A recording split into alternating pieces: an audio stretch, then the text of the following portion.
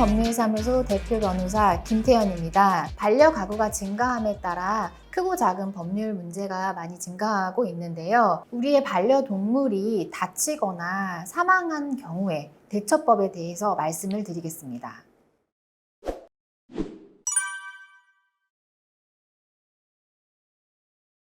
관리 소홀로 인한 사고가 발생한 경우에는 당사자가 우선은 적절한 합의를 통해서 분쟁을 해결하는 것이 가장 좋습니다.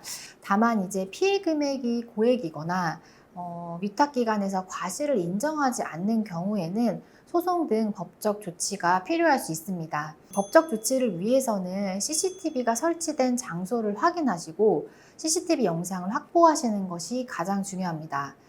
또한 위탁기관의 입장이나 목격자의 진술 등을 녹음하는 것도 필요합니다. 만약에 위탁기관에서 CCTV의 열람을 허용하지 않는 경우에는 법원에 증거보전 신청을 하거나 혹은 경찰서에 사건을 접수해서 수사기관을 통해 CCTV를 확보할 수 있습니다. 위탁기관에서 반려동물이 다치거나 사망하는 일들은 종종 발생을 하는데요. 실제 사례에서 반려동물이 위탁기관에서 사고로 인해서 병원에 실려가거나 혹은 위탁기관의 과실로 문이 조금 열려있는 틈을 타서 밖으로 나갔는데 갑자기 지나가던 차에 치여서 사망하는 사고도 있었습니다. 이러한 경우에는 위탁기관에서 과실이 어느 정도 되는지에 따라서 그 책임을 물을 수가 있는데요. 여기서 좀 주의하실 부분은요. 많은 분들이 보호자 입장에 계시다 보니까 위탁기관에서 사고가 발생하면 100% 위탁기관의 과실이고 책임이라고 생각을 하시는데요. 만약에 반려동물이 가지고 있었던 어떤 증세라든지 주의해야 되는 사항을 소유자로서 고지하지 않은 경우에는 이에 대한 과실 책임 등이 조절이 될 수 있기 때문에 위탁기관이 100% 과실에 대한 책임을 지는 것은 아니라는 점에 대해서 주의하셔야겠습니다.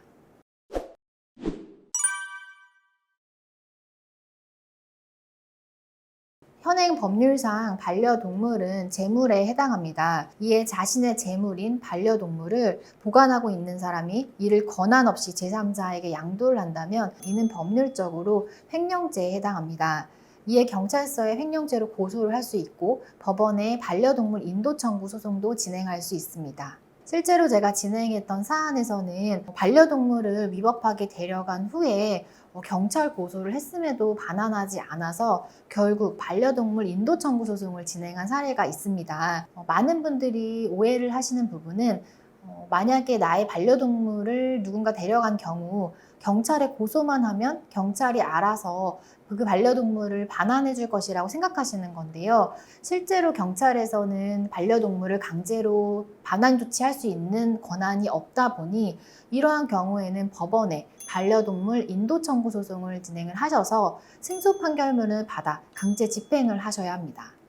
이렇게 하지 않고 강제로 타인의 집에 들어가는 경우에는 주거침입이라든지 스토킹 범죄 처벌법 등에 의해서 처벌받을 수도 있으니 주의를 하셔야겠습니다.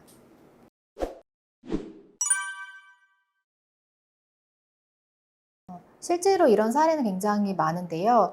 강아지끼리 잘 놀다가 갑자기 강아지 한 마리가 공격성을 띠면서 다른 강아지를 물어서 다치게 한 사례도 있고요. 마당에서 잘 놀던 강아지가 외부로부터 침입했던 큰 강아지에 의해서 물려서 사고가 발생하는 경우도 있습니다.